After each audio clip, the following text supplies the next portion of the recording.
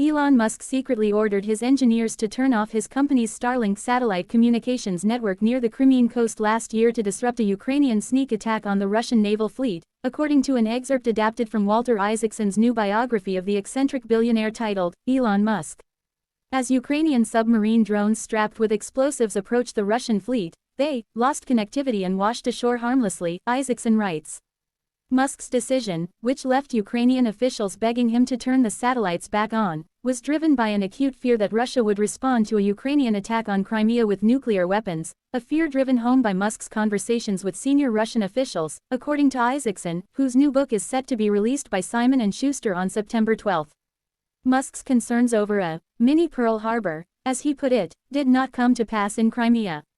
But the episode reveals the unique position Musk found himself in as the war in Ukraine unfolded. Whether intended or not, he had become a power broker U.S. officials couldn't ignore. The new book from Isaacson, the author of acclaimed biographies of Steve Jobs and Albert Einstein, provides fresh insights into Musk and how his existential dread of sparking a wider war drove him to spurn Ukrainian requests for Starlink systems they could use to attack the Russians.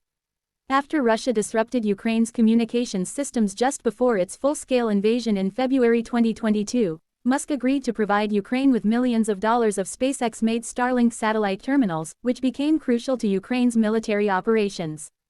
Even as cellular phone and internet networks had been destroyed, the Starlink terminals allowed Ukraine to fight and stay connected. But once Ukraine began to use Starlink terminals for offensive attacks against Russia, Musk started to second-guess that decision. How am I in this war? Musk asks Isaacson. Starlink was not meant to be involved in wars. It was so people can watch Netflix and chill and get online for school and do good peaceful things, not drone strikes.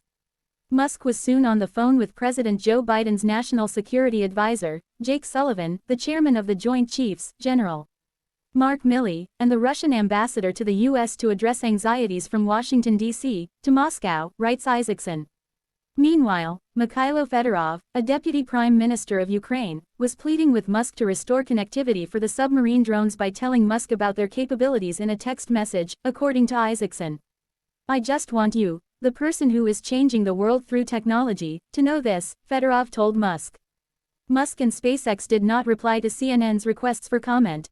Musk, the CEO of electric car maker Tesla and private space exploration firm SpaceX, replied that he was impressed with the design of the submarine drones but that he wouldn't turn satellite coverage back on for Crimea because Ukraine is now going too far and inviting strategic defeat, according to Isaacson.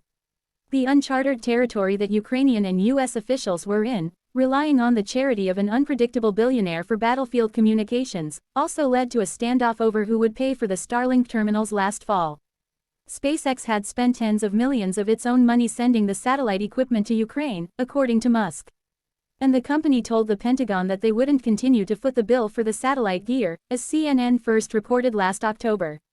After CNN's reporting, Musk reversed course, tweeting, "The hell with it, we'll just keep funding Ukraine government for free."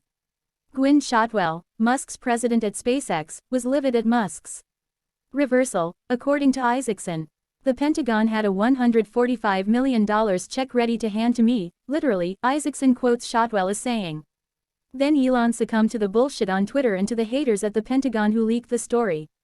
But SpaceX was eventually able to work out a deal with the US and European governments to pay for another 100,000 new satellite dishes to Ukraine at the beginning of 2023, according to Isaacson. Starlink's importance in the war hasn't waned. Last week, the US and its Five Eyes allies accused Russian hackers of targeting Ukrainian commanders' battlefield communications.